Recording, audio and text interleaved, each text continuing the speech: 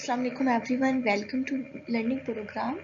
हम लोगों ने पर्सनैलिटी डिसऑर्डर स्टार्ट किया हुआ है, जिसमें क्लस्टर 1 में हमारे पास पैरानॉइड के बाद शिज़ॉइड पर्सनैलिटी डिसऑर्डर आते हैं।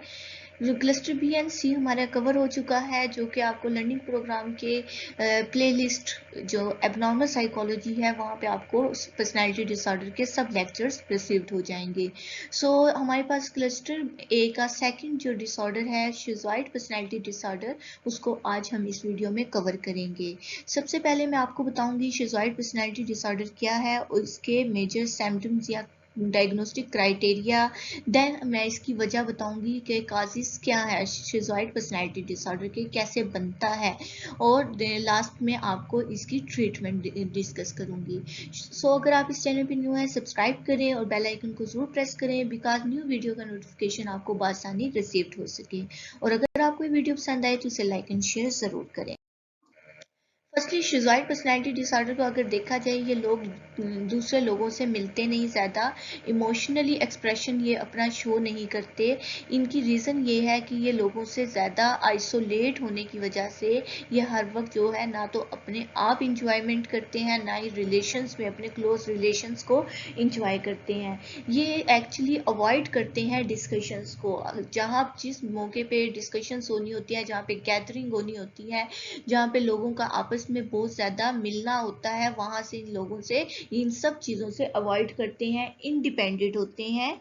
ठीक है, उसके बाद ये इंटरफेरेंस जो है बिल्कुल बर्दाश्त नहीं करते।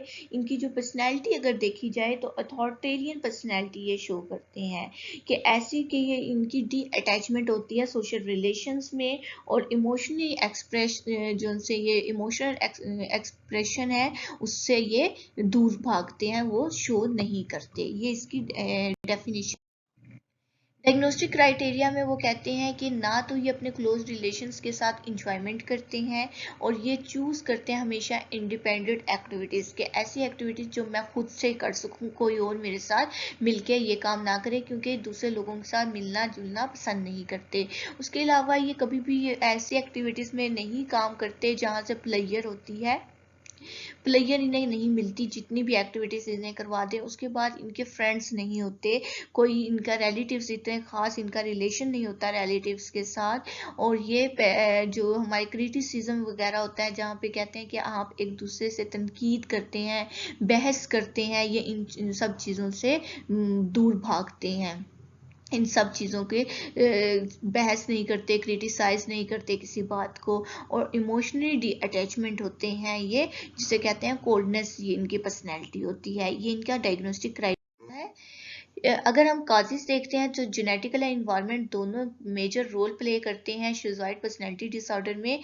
मेंटल हेल्थ प्रोफेशनल जो उनसे हैं वो कहते हैं ब्लैंक चाइल्डहुड का, बच्चों का ब्लैक हो जाना, वार्मथ एंड इमोशंस एब्सेंस होना, ये डेवलपमेंटल डिसऑर्डर की वजह से होता है। सेकेंडली, इनके जेनेटिक्स में अगर कोई ये डिसऑर्डर है शिज़ॉइड पर्सनैलिटी डिसऑर्डर, तो ये पर्सनैलिटी जो है आपकी फैमिली में रन करती है। ट्रीटमेंट अगर देखते हैं शिज़ॉइड की, सबसे पहले साइकोथेरेपी में आपके टॉक थेरेपी आती है, जिसमें आप अब क्लोज रिलेशनशिप अपने उसे एज अ फ्रेंड या एज अ फैमिली मेम्बर्स, या आपने उसे आप अपने एम्पैथी के ज़रिए आपने उसके साथ रिलेशंस बनाना होता है। सेकंड, आपने ग्रुप थेरेपी करवानी होती है। उस पर्सन की आपने दूसरे लोगों के साथ उसी जैसे जिसा सिमिलर इश्यूज होते हैं, जिन लोगों के जितने भी शिज़ॉइड पर्सनैलिटी डिसऑर्डर के लोग हैं, उन्हें आपस में बिठा के उनका इंटरपर्सनल स्किल्स को बेटर करना होता है, जिससे ये होता है कि उनको सपोर्ट मिलती है, एक स्ट्रॉन्ग इंडिविजुअल सपोर्ट सिस्टम बन जाता है। थर्ड वन, उसके बाद मेडिकेशन आती है। तो मेडिकेशन में एज इट इज जैसे पैरानॉइड की कोई स्पेसिफिक मेडिसिन नहीं है, तो इस शिज़ॉइड पर्सनैलिटी डिसऑर्डर की भी कोई स्पेसिफिक मेडिसिन यूज नहीं होती ट्रीटमेंट के लिए। लेकिन कुछ ड्रग्स ऐसी हैं जो इस पर्सनैलिटी के इश्यूज को कॉप करने में हेल्प देती हैं, और जैसे कि anxiety and depression. So students, अगर आपको वीडियो पसंद आए तो इसे लाइक एंड शेयर जरूर करें। I think so personality disorder मैंने बहुत ही अच्छे से आपको हर एक को इन डिटेल में डिस्कस कर दिया है। सो कमेंट सेक्शन में मुझे बताएं आपको पर्सनैलिटी डिसऑर्डर्स के मुतालिक क्या राय है, और आपको कैसा लगा ये पर्सनैलिटी डिसऑर्डर। और अगर आपको वीडियो पसंद आए तो इसे लाइक एंड शेयर जरूर करें। सो अल्लाह हाफिज़।